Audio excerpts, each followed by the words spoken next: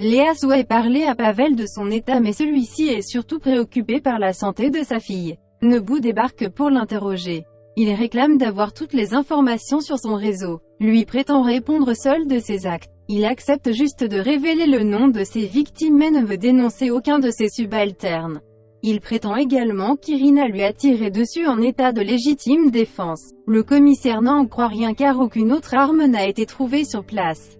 Quand celle-ci commence à se réveiller, il réclame la venue d'un médecin. Seul Pavel affirme à sa fille à quel point il était mal après la disparition de sa famille.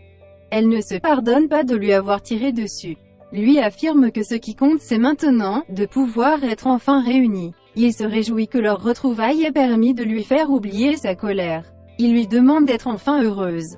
Leur discussion est interrompue quand Nebu et ses hommes exigent que Pavel soit placé dans une chambre sécurisée.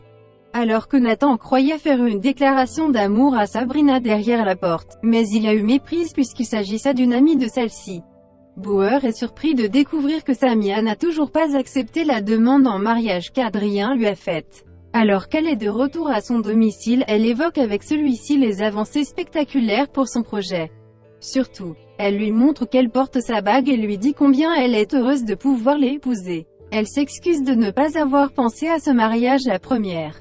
À Bauer, Irina lui dit à quel point sa raison de vivre était sa quête d'éliminer Pavel. Elle évoque la conversation avec son père. Surtout, elle a toujours pensé que sa vie serait triste. Le flic lui dit qu'il est là pour elle puis lui demande de l'épouser.